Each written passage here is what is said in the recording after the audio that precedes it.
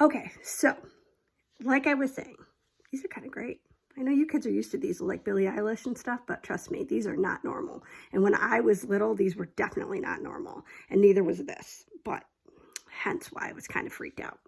So anyway, so I'm up at her desk and she says, give me the purple folder. And I said, I don't have it. I took it home. I'm really sorry. I'm really sorry. And she goes, you took it home? And I was like, I wanted to do all the work. I wanted to make you happy. And she slammed her hand down. And like I said, her nails like flew off her hand. That's how hard she hit the desk, which freaked me out so bad. I can't even tell you. Then she says, go over there and stand in the corner. Now, when I was a kid, that was really embarrassing. When you did something wrong, sometimes they would make you go stand in the corner. So you had to put your face in the corner and everyone would stare at the back of you and try not to laugh because we all thought it was kind of funny, but it was actually really horrible. And wow, this hair, this is great. It looks just like hers. And, but that's not the bad part. So this is where my brain kind of starts to shut down. So as I'm walking over to the corner, she picks up the wooden paddle. I swear to you, this is nonfiction. And she whips it at me. She throws the paddle across the room at me. Well, I moved just in time and the paddle hit the radiator and broke in half. Well, that made her lose her mind.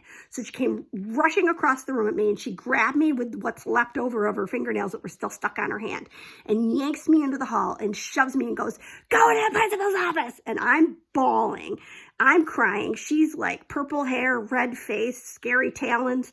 I was losing it big time. So I went to the principal's office. He yelled at me. He's like, well, you shouldn't have taken it home. That was very irresponsible. You know, of course she's angry with you. And I'm like, could we like talk about how she just tried to kill me? But like, I didn't say that, but I was thinking it. So I went home that night and I decided I was never going back to school again. That was going to solve the problem. So I pretended that I was sick. And of course, this is a Monday. And my mom believed me like that first day. And then the second day I was like, okay, I'm never going back again. So I have to stay, I have to be sick still. So I kept pretending that I was sick. Well, by like Wednesday, my parents were like, you're not sick at all. And you are going to school tomorrow. Well, I freaked out so bad. So, and this is the truth. I got so terrified of having to go back to school to see Mrs. H. And I was so scared to go back to school that when I went to sleep that night, I think my brain like freaked out and made me kind of sick for real, because I remember waking up in the middle of the night and I couldn't move my whole body. Like I was completely frozen and everything hurt. And I called my dad and my dad came in and tried to pick me up and I started crying and crying. And every time he touched me, it hurt. And they finally got me in the van to take me to the emergency room because that's how bad it was. I had really sharp pains in my stomach. I was like, we didn't know what was happening. And on the way to the hospital, I went into shock. That's how terrified I was of my teacher. I went into shock. And I remember the last thing I remember before I got to the hospital was that I threw up all over my Oscar the Grouch stuffed animal that I was carrying.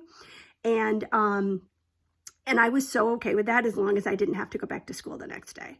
So anyway, the reason I became a teacher was because it didn't end there. Like this teacher was so horrible and she never took responsibility and she never apologized and she never, I don't think, really knew or cared how horrible and mean and awful she was and how she just completely traumatized me. So I decided back then, wow, I might keep these, that if I ever got to grow up and be a teacher, I would be the exact opposite of that teacher. I would love my kids no matter what. I would never get mad at them if they tried to do other work or they accidentally forgot something at home. It happens. I would never try to hurt them or scare them. I was going to be a good teacher and make sure that whoever had me as their teacher, they would have a whole year with someone who loved them no matter what. And they would know that no matter what they did, I would love them, love them, love them. And it was the exact opposite of my fourth grade teacher. So in a way, and it's kind of crazy, but in a way, having a really horrible, horrible teacher was one of the best things that ever could have happened to me. And at the time it was horrible, but it made me realize how important kids' feelings are and how important it is to be kind to one another.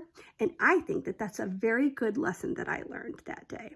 I learned to just that I never wanted to hurt someone like that or scare someone like that. So if you've ever had a really mean teacher, I want to hear all about it. I love stories like that. When you like tattle on people, I'm the only one who's going to hear it anyway. So you can tell me, because this is like a secret story kind of, except that like everybody knows it now. But I still think it's such a good story. But picture that purple-haired, taloned, scary, creepy lady throwing a big block of wood at you, and see if you don't get completely freaked out. Maybe you'd grow up and be a teacher too, like me, because you'd be like, I don't ever want that to happen to anyone. That is the story of the purple folder and why Miss Orchid became a teacher. And if this doesn't just show my dedication to you, I do not know what does. All right, well, I love you. Write me about mean people in your life. Those are always fun, and it feels good to write that stuff down. And let's hope that this washes out at some point. I don't know. Maybe not. Maybe I should keep it. These, though, have got to go. How am I supposed to pee with these things on my hands? I mean, let's talk truth here. Okay, these are going. Okay, love you. Have an awesome Monday, and send me your stories.